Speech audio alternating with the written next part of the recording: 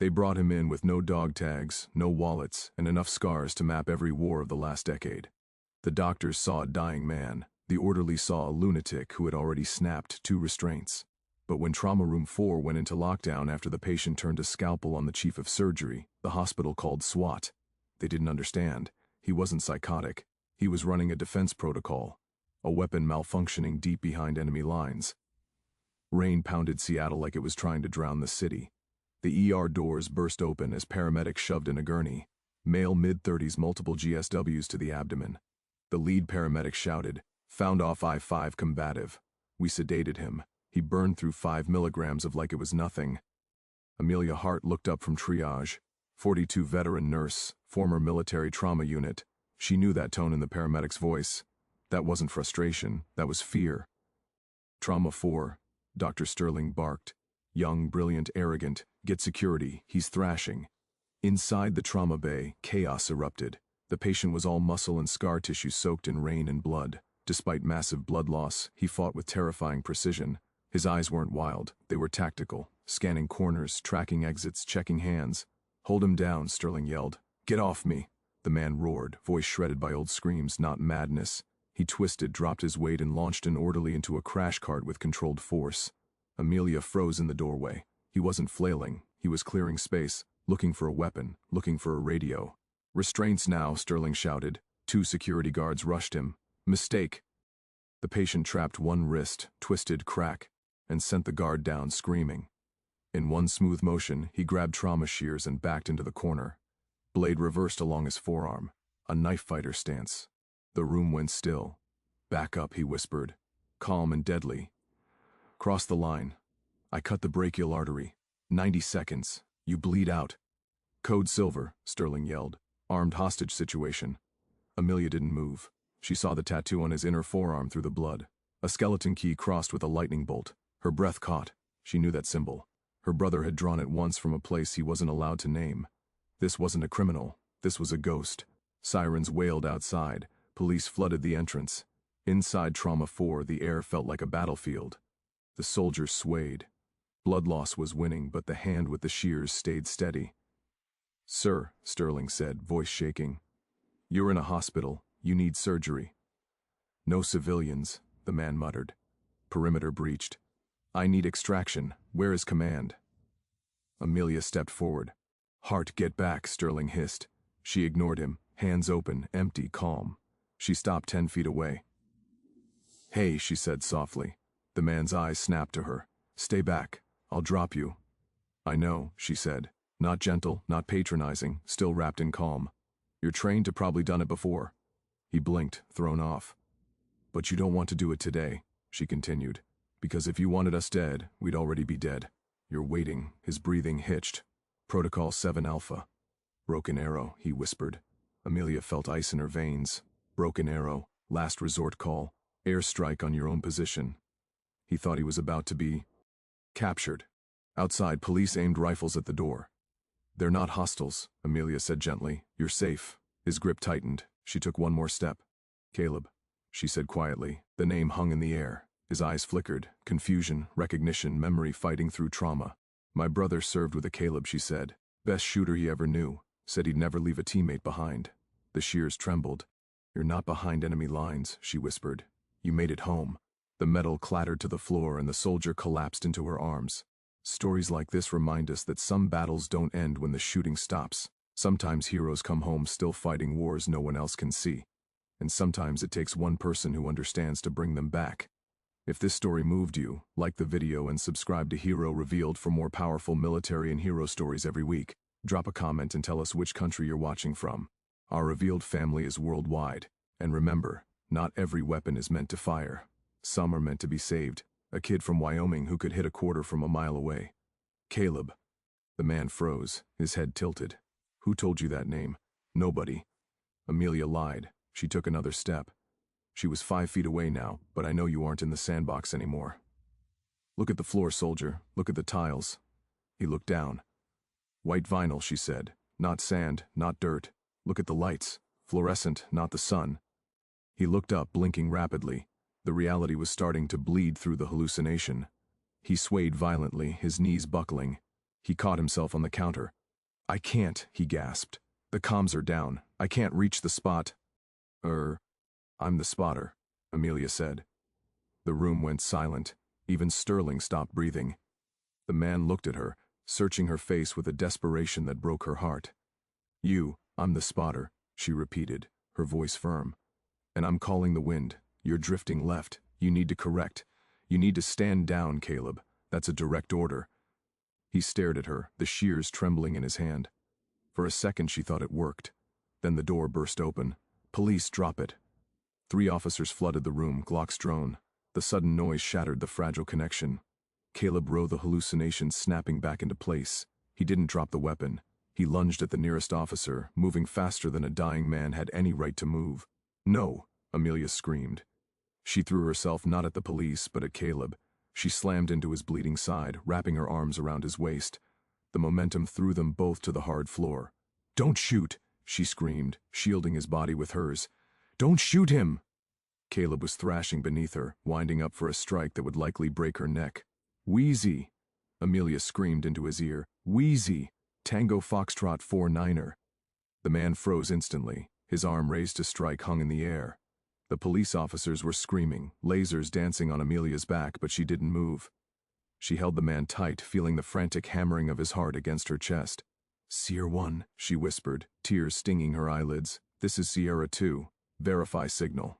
The man dropped the shears. His hand came down not to strike, but to grip her forearm. His grip was weak, fading. "Sierra 2, he wheezed. "Verify, echo, 5th eye." His eyes rolled back in H. His head. The fight left him all at once. He went limp in her arms. "Get the crash cart," Amelia yelled, rolling off him and immediately applying pressure to his wounds. "We are losing him. Don't you dare shoot him. Help me." 4 hours later, the storm was still raging outside, but the hurricane inside St. Jude's had moved to the ICU. Caleb, if that was his name, was alive, barely. The surgeons had removed 3 bullets, 9mm rounds. Police issue or close-range tactical. No one knew. He was intubated, sedated, and handcuffed to the bed rails with heavy-duty steel cuffs. 2 armed MPs, military police, stood outside the glass door. Amelia sat in the break room, her hands shaking around a cup of lukewarm coffee. Her scrubs were stained with his blood. "You want to tell me what the hell happened in there?" She looked up. Detective Thorne was leaning against the doorframe. He was a good cop, tired and cynical but fair. "I de-escalated the patient," Amelia said. "You shouted a bunch of gibberish and tackled a man who just broke a security guard's wrist," Thorne said, pulling out a chair. "And then the Navy shows up 20 minutes later and tells us this guy doesn't exist. They wiped the security footage hot. Gone. Cloud backups local servers. Oof." Amelia gripped her cup tighter. "Who are they?" "Men in suits who don't smile. Thorne said they're transferring him to Bethesda as soon as he's stable. Maybe sooner. They tried to take him an hour ago, but your chief surgeon grew a spine and told them moving him now would kill him." Thorne leaned in. "Amelia, you called him Caleb, and you yelled out a call sign. Sierra 1, how did you know that?" Amelia looked away. "I guessed," Bull Thorne said. "You don't guess a combat recognition code. Who is he?" "I don't know," she whispered. And that was the truth. She didn't know him. She knew the ghost of him. "Well, you better figure it out," Thorne said, standing up. "Because those suits, they aren't here to help him." One of the MPs let his slip. "They aren't guarding a hero, Amelia. They're guarding a traitor. They said he went rogue, killed his own unit. They're waiting for him to wake up so they can interrogate him, not pin a medal on him." Amelia felt the blood drain from her face. "Killed his own unit. That's impossible," she said. "Is it?" Thorne shrugged. "War makes monsters." He left her alone in the break room. Amelia pulled her phone out. Her hands were trembling so bad she could barely type. She opened an old encrypted app she hadn't used in years. It was a digital shoebox where she kept the scans of Michael's letters. Michael Hart, her little brother, a spotter for SEAL Team. Well, they never said the number. He had died 4 years ago in a training accident off the coast of Yemen. That was the official story. Training accident, closed gasket. She scrolled to the last letter she ever received. It was handwritten, scrolled in haste. "Evie, things are getting weird. We're working with a guy call sign Ghost, real name Caleb. He's the best, but he sees things. If anything happens to me, if the story doesn't make sense, remember the code I taught you when we were kids. The treehouse password. The treehouse password. Whiskey Tango Foxtrot." and then a line she had ignored for years, thinking it was just a joke.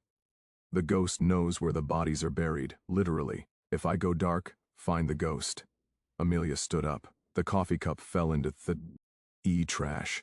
They were going to interrogate him. They were going to take him to a black site and he would disappear forever.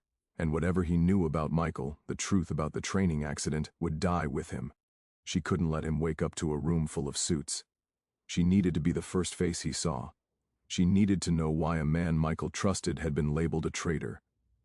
She walked out of the break room, straightened her badge, and headed full. The ICU. The MPs blocked the door. "Restricted access, ma'am," a taller one said. He looked like a statue. "I'm his primary care nurse," Amelia said, her voice steady. "He's spiking a fever. I need to check his vitals and adjust the antibiotic drip." "Doctor does that," the MP said. "The doctor is currently arguing with your superiors in the lobby." Amelia bluffed. "And if that man seizes and dies because his temp hits 105, I will personally testify that you blocked medical aid." The MP hesitated. He glanced at his partner. The partner nodded. "Make it quick. Door stays open." Amelia walked in. The room was dim, lit only by the monitors. Caleb lay there, a tangle of tubes and wires. He looked younger now that the rage was gone. Vulnerable. She moved to the bedside. She checked the monitor. Heart rate steady. BP low but stable. She leaned down to his ear. "Caleb," she whispered. No movement. She tried again. "Ghost, this is Sierra 2. His eyelids fluttered. A groan escaped the tube in his throat. His fingers twitched against the restraints. She looked at his hand. The knuckles were bruised violet. And there, under the grime she hadn't cleaned off yet, she saw something else. He had been writing on his own skin. It looked like ink, smear, D, and faint. She pulled a pen light from her pocket and shone it on his palm. It wasn't ink. It was a series of numbers and letters scratched into the skin with something sharp. Maybe a rock or a piece of glass. 47.19 in 122.33 W Project Azrael. Michael. Amelia gasped, her hand flying to her mouth. She stared at the name carved into the living flesh of his hand. Michael. He hadn't killed her brother. He was carrying her brother's name like a holy relic. Suddenly, Caleb's eyes snapped open. They weren't hazy anymore. They were clear, intense, and focused right on her. He couldn't speak because of the tube, but he tugged violently at his left wrist. He was trying to show her something. Amelia looked at the monitor. His heart rate was skyrocketing. The alarm was about to go off. "Shh, calm down," she whispered. "I see it. I see the name." He shook his head frantically. He jerked his chin towards the 4-bag hanging above him. Amelia looked up. The bag was labeled saline, antibiotic mixed, but Caleb was staring at it with terror. He mined choking. Amelia looked closer at the 4-line. There was a small injection port near the catheter. A tiny, almost invisible puncture mark was in the plastic of the tubing, fresh. Someone had injected something into the line after it was hung. She followed the line back to the pump. The liquid moving through the tube wasn't clear. It had a faint milky swirl, potassium chloride. In high doses, he causes cardiac arrest. It looks like a heart attack, untraceable if you don't look for it. Someone wasn't waiting for the interrogation. They were trying to assassinate him right here in the ICU. The heart monitor began to beat faster. 140, 150. "Hey, the..." MP shouted from the door. "What did you do?" Amelia didn't think. She ripped the 4-line out of Caleb's arm. Blood sprayed onto the sheets. "He's coding." She screamed, spinning around to block the MP's view of the sabotage bag. "Get the crash cut. Call a code."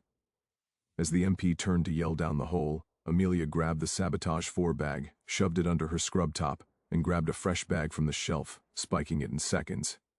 "Shh." E leaned close to Caleb, whose eyes were wide with panic. "They're here," she whispered. "But so am I. You stay alive, Ghost. You hear me? You stay alive." The chaos in the ICU was absolute. The alarms on Caleb's monitor were screaming a flatline. Not because his heart had stopped, but because Amelia had disconnected the leads in a blur of motion. "Code Blue, ICU, Bed 3. The intercom blared. Amelia knew she had less than 90 seconds before the crash team arrived. The MPs were shouting into their radios, distracted by the sudden medical emergency. They were soldiers, not medics. They backed away from the perceived death, giving Amelia the chaotic window she needed. She didn't start CPR. Instead, she grabbed a laryngoscope and slashed the tape holding Caleb's breathing tube. "Wake up," she hissed, pulling the tube out with a sickening wet slide. Caleb gagged, his body arching off the mattress. A violent cough racked his chest, spraying a fine mist of blood. He sucked in a breath of raw air, his eyes wild and unfocused. "Quiet," Amelia commanded, pressing her hand over his mouth. "If you make a sound, we're both dead. Can you walk?" Caleb nodded weakly. He swung his legs over the side of the bed, his hospital gown soaked in sweat. He was gray, trembling, and running on nothing but adrenaline and the ghost of his training. Amelia threw a lab coat over his shoulders and jammed the surgical cap onto his head. "Lean on me, we're not going out the front." She kicked the brake off the bed, shoving it towards the door to create a blockade, then dragged Caleb toward the nurse's station service elevator, the one used for laundry and waste. As the elevator door slid shut, she saw Dr. Sterling sprinting down the hall, crash cart in tow, followed by two men in dark suits who were definitely not hospital administrators. One of them had his hand inside his jacket. The elevator descended. Caleb slumped against the metal wall, sliding down until he hit the floor. "Extraction point," he rasped, his voice sounding like broken glass. "The loading dock," Amelia said, checking his pulse. "It was thready. My car is in the employee lot. A beige Honda. It's not a Blackhawk, but it'll have to do." "They'll have the perimeter secured," Caleb muttered, closing his eyes. "Standard containment. They'll check every vehicle. They won't check the dead," Amelia said grimly. The elevator dinged at the basement level. Morgan Pathology. Amelia hauled Caleb up. The hallway was freezing, smelling of formaldehyde and floor wax. She led him not to the exit but into the pathology prep room. "Get on the gurney," she ordered. "What?" "Get on, pull the sheet up. You're a John Doe who didn't make it." Caleb hesitated, then understood. He climbed onto the stainless steel tray. It was ice cold. Amelia threw a white sheet over him, covering his face. She pushed the gurney towards the loading bay doors where the funeral home vans usually idled. A security guard sat by the rolling door, a clipboard in his lap. It wasn't old man Jerry, who usually worked nights. It was a new guy, thick-necked and alert. Amelia's heart hammered against her ribs. She pushed the gurney with authority. "Hold up," the guard said, standing up. "Where are you taking that?" "No releases unauthorized during the lockdown." Amelia didn't slow down. She stopped the gunny inches from his shins. She pulled on her mask, revealing a face thunderous with exhaustion and rage. "This isn't a release, genius. This is a transfer to the overflow cooler because the main freezer is busted again. You want to smell a 3-day-old floater? Be my guest. Check him." She grabbed the corner of the sheet. The guard wrinkled his nose, stepping back. The smell of blood and sickness clinging to Caleb was real enough. "Just go." The guard waved her off, not wanting to deal with the paperwork or the smell. Amelia pushed the gurney out onto the rain-sicked concrete of the loading dock. The storm was still raging. Rain lashed at her face, Kay hiding her tears. She scanned the lot. Her car was 50 yards away. "Clear," she whispered. Caleb sat up, the sheet falling away like a shroud. He looked like a corpse that had decided to walk. They made it to the Honda. Amelia shoved him into the passenger seat and reclined it all the way back. She threw a blanket over him just as a black SUV peeled her on the corner of the hospital, searchlight sweeping the lot. She started the engine. It spotted, then caught. She drove slowly, painfully slowly towards the exit booth. The barrier arm was down.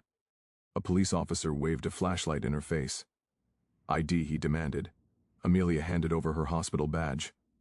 Her hands were steady. She was a nurse. She held people's hands while they died. She could handle a cop. "Rough shift?" the officer asked, flashing the light into the back seat. "I lost a patient," Amelia said, her voice cracking. "It wasn't acting, a young man. He didn't have to die." The cop softened. He didn't shine the light on the pile of blankets in the passenger seat. He saw a grieving nurse. "Go home, Mom, stay safe."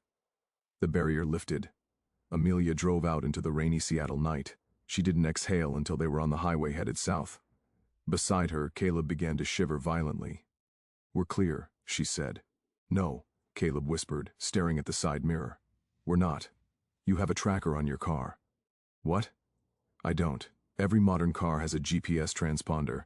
If they have the key, they can find us." "Pull over." "I can't pull over on the highway." "Pull over or we die," Caleb roared, suddenly finding the strength to grab the steering wheel. Amelia swerved onto the shoulder, tires screeching on the wet asphalt. Before the car even stopped, Caleb had his door open. He rolled out into the mud, dragging himself under the chassis of her car. "Caleb," she screamed, jumping out. He was under the rear bumper using a rock to smash a small plastic box attached to the wheel well. He ripped wires out with his bare hands. He crawled back out covered in mud and oil holding a black magnetic box.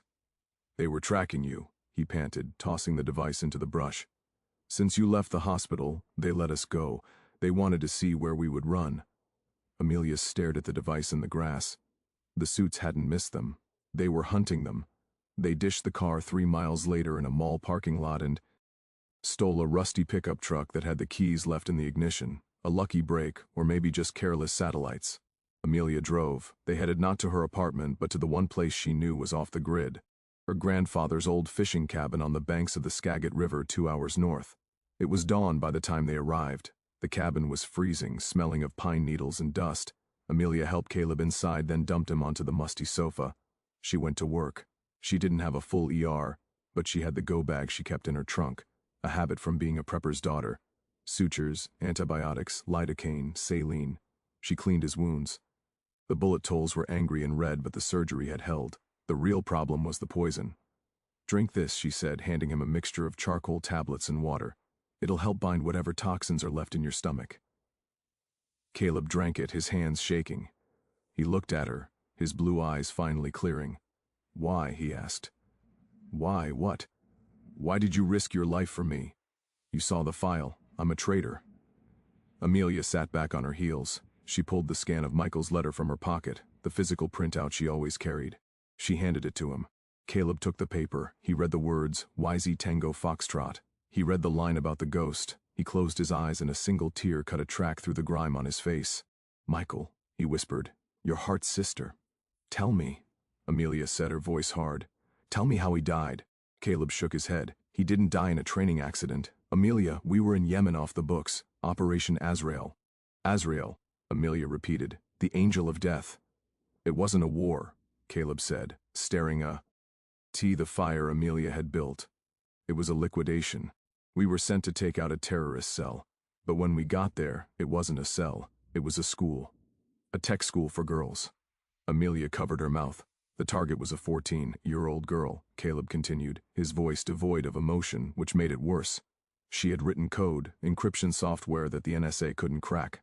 They didn't want the code. They wanted to make sure no one else got it. The order came down. Clean slate, no witnesses. And you refused," Amelia said. "Michael refused first.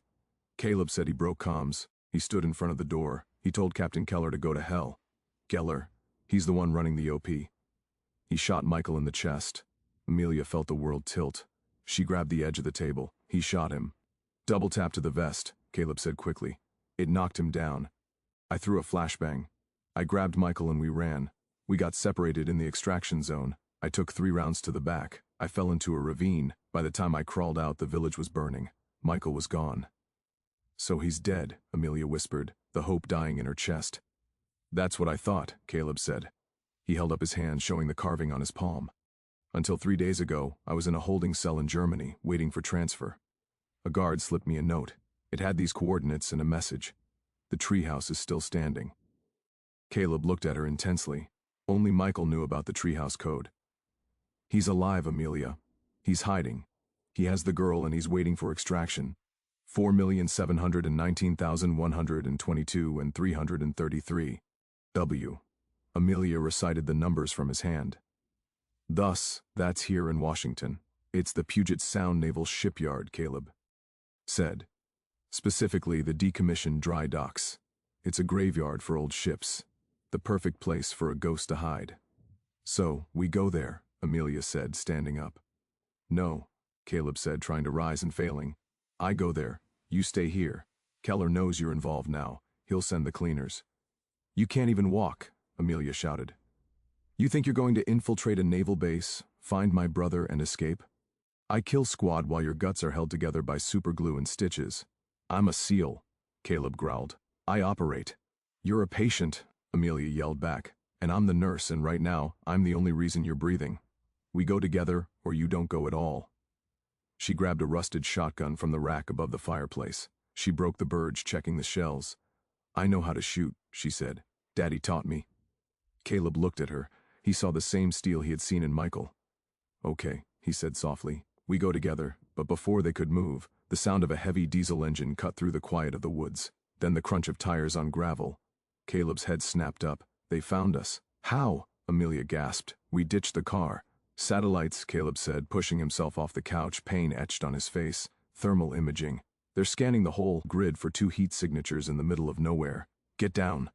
The front window shattered as a flashbang grenade sailed through the glass. The explosion was deafening. White light seared Amelia's retinas, and the concussion wave threw her against the far wall. Her ears were ringing, a high-pitched whine that drowned out the world. She couldn't see. She could only feel the heat of the fire where the grenade had ignited the rug. A hand grabbed her collar. "Caleb."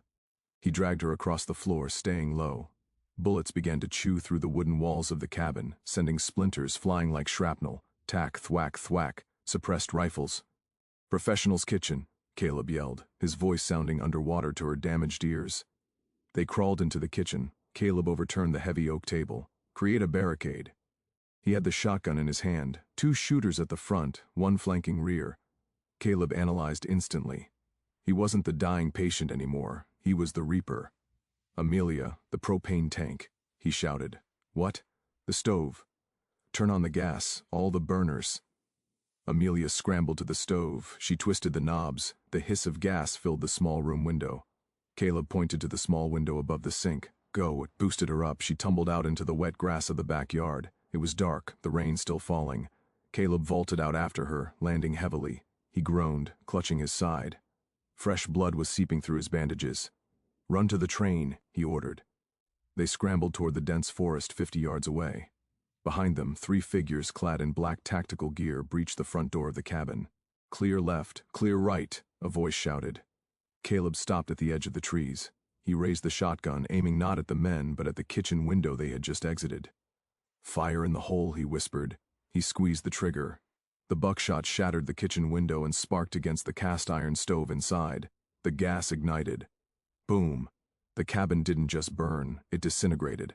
The blast wave knocked Amelia flat into the mud. A fireball mushroomed into the sky, turning the night into day. The roof collapsed, burying the 3 mercenaries inside a tomb of fire. Amelia lay in the mud, gasping for air.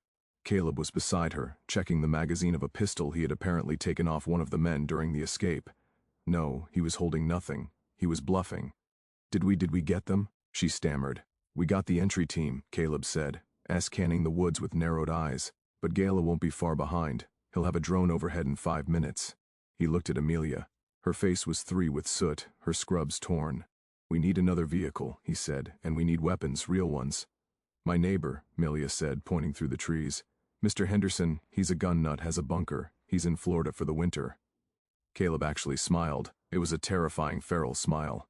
"Lead the way, Sierra 2. They raided Henderson's property like locusts. They found an old Jeep Cherokee in a gun safe that Caleb cracked in under 3 minutes. He armed himself with an AR-15 and a Glock 19. He handed Amelia 9mm Sig Sauer. Safety off. Point and squeeze, he instructed. "I know," she said, checking the chamber. They drove south, avoiding the highways, sticking to the logging roads. Caleb was fading again. The adrenaline from the explosion was wearing off, leaving him gray and shaking. "You're bleeding out," Amelia said, glancing at him. "I'm fine," he lied. "You're not fine. You need a transfusion." "Get me to the shipyard," Caleb rasped. "Get me to Michael. Then I can die." They reached the outskirts of Britain at midnight. The Puget Sound Naval Shipyard loomed in the distance, a sprawling industrial complex of cranes and gray warships. "The dry docks are on the north side," Caleb said, looking at a map on his phone. "Restricted access, high security. How do we get in?" "We don't sneak in," Caleb said. "We knock." He pulled the Jeep over. He keyed the radio on the stolen tactical vest he had scavenged from Henderson's stash. It was actually just a hunting vest, but it looked apart. He tuned it to a specific frequency, a military emergency Chen L. "This is Chief Petty Officer Caleb Thorne." He spoke into the radio, his voice projecting a command authority that chilled Amelia. "Broadcast in the clear. I am initiating protocol Broken Arrow at Sector North 1. I have the package. I repeat, I have the Azrael package. Hostiles are inbound. Request immediate support." He dropped the mic. "You just told the whole Navy we're here." Amelia hissed. "Exactly," Caleb said. Keller is operating in the shadows. He's using mercenaries. He can't fight the actual Navy. I just turned the lights on. Now Keller has to race us to the target. He gunned the engine. The Jeep roared towards the perimeter fence. Hold on, Caleb yelled. He rammed the gate. The chain link tore away with a screech of metal. They were already inside when they sped through the maze of shipping containers and massive cranes. Caleb suddenly pointed to a dry dock 4, where a massive rusted hull sat in the shadows. An old destroyer stripped for parts. He slammed on the brakes and stumbled out of the Jeep clutching his rifle. "Michael!" he screamed into the darkness. "Sierra 1, come out." Only silence answered him, broken by wind whistling through the rigging. Then a red laser dot appeared on Caleb's chest. Amelia froze. She raised her gun but had no idea where to aim. "Drop the weapon, Ghost." A voice boomed from the shadows of the ship. It wasn't Michael. A man stepped out from behind a crate wearing a pristine military uniform, general stars gleaming on his shoulders. 6 heavily armed soldiers flanked him, moving with mechanical precision. "General Keller," Caleb muttered. "You're a hard man to kill, Caleb," Keller said with a smile. "And you brought the sister, how convenient, a family reunion." Caleb dropped his rifle and sank to his knees, too weak to fight. "Where is he?" Caleb spat. "Michael," Keller laughed. "Oh, Caleb, you really are brain damaged. Michael didn't send you those coordinates." He pulled out the phone. "I did." Amelia felt her blood turn to ice. It had been a trap all along. "There is no Michael," Keller continued, drawing a silver pistol as he approached. "He died in Yemen, just like the report said. I needed you out of hiding. I needed that encrypted drive you stole. And look, you delivered it for me." He aimed the gun at Caleb's head. "Goodbye, soldier." Click. The hammer struck, but there was no shot. Keller frowned at the weapon. Crack. A gunshot echoed across the shipyard from high above on the rusted bridge of the destroyer. Keller's gun exploded out of his hand, shattered by a sniper round. "I wouldn't do that, General." A voice boomed over the loudspeakers. A voice Amelia hadn't heard in 4 years. "Michael," she whispered. A silhouette appeared on the ship's deck, holding a long rifle. Beside him stood a small figure, a teenage girl. "Ghost," Michael's voice thundered. "Get clear. Rain is coming." It wasn't a metaphor. The teenage girl, Sophie, tied furiously on a rugged laptop. Suddenly, the massive H-halogen floodlights over the dry dock exploded in showers of sparks, plunging the entire sector into darkness. "Night vision," Keller shouted. "Kill them all. Free fire zone." But the battlefield had turned. High above, a crane grown to life, its hooks swinging wildly under Sophie's control. It smashed into a stack of containers, sending them crashing down onto the mercenaries. Amelia dragged Caleb behind the Jeep just as the windshield shattered under automatic fire. "He's alive," she sobbed, reloading with shaking hands. "Caleb, he's alive. He's providing overwatch." Caleb gasped. "We flanked them. You can barely stand." "Then you be my legs," he said, forcing his rifle into her hands. "I'll draw fire." Before she could argue, Michael's sniper rifle cracked again. One mercenary fell, then another. He was firing by muzzle flash alone. Realizing his team was collapsing, Keller panicked. He abandoned his men and charged the Jeep with a submachine gun, spraying bullets. Caleb threw himself over Amelia as rounds tore through the metal. A shard of shrapnel slammed into his shoulder. Keller rounded the hood, gun aimed at Caleb's head, eyes wild. "Game over, Ghost." Amelia was pinned. Michael didn't have the angle. Keller pulled the trigger. Click. The gun jammed. That single second was enough. Amelia didn't reach for her pistol. Instead, she grabbed the flare gun from her pocket, jammed it through the gap in the car door, and fired. The magnesium flare struck Keller's vest and ignited instantly, burning at 3,000 degrees. He shrieked, clawing at the fire. Target marked. Caleb roared. "Sierra 1, send it." Boom. Michael's heavy round tore through the night, hitting Keller's mass. The general collapsed into the mud, the flare still burning on his chest. Silence fell. The remaining Ares dropped there. "Weapons, cease fire," Michael ordered. Amelia pushed Caleb off her. He was unconscious, barely breathing. A rope ladder dropped from the destroyer. A figure slid down and ran toward them, pulling off his mask. Michel, older, scarred, hardied, but alive. He went straight to Caleb, checking his wounds. "He's hypovolemic," Michael said. "He needs evac now." "The Navy's coming," Amelia cried. He called Broken Arrow. Michael finally looked at her, touching her face gently. "You saved him, Evie," he whispered. "You saved us all." 3 weeks later, sunlight warmed the terrace of a private veterans rehabilitation center in San Diego. Amelia sat with 2 coffees as Caleb walked out, moving stiffly with a cane, but walking on his own. "They tell me I'm retired," he said, sitting down. "Honorary discharge, full benefits, and an NDA the size of a phone book." "And Kella?" Amelia asked, stripped of rank posthumously. "Official story says training accident, but the data from that drive shut Project Azrael down. The girls in Yemen, they're safe. And Sophie, full scholarship to MIT. New name, of course. She says her classes are too easy." They sat quietly listening to the ocean. And Michael. Caleb stared at the water. Michael's complicated, officially dead, unofficially working for a unit that answers only to the president. He handed her a folded note, in Michael's jagged handwriting. "Sierra 2 is the bravest operator I know. See you in the treehouse." Amelia held it to her chest, tears in her eyes. "So," she said softly, "what does a retired SEAL do now?" Caleb smiled, warmth finally replacing the ghost in his eyes. "I was thinking of taking a first aid class. I met this nurse, Bossy. But she knows her stuff." Amelia laughed. "You'll be a terrible student." "Probably," he said, taking her hand. "But I listened to the teacher, and for the first time in a long while, the war felt far away."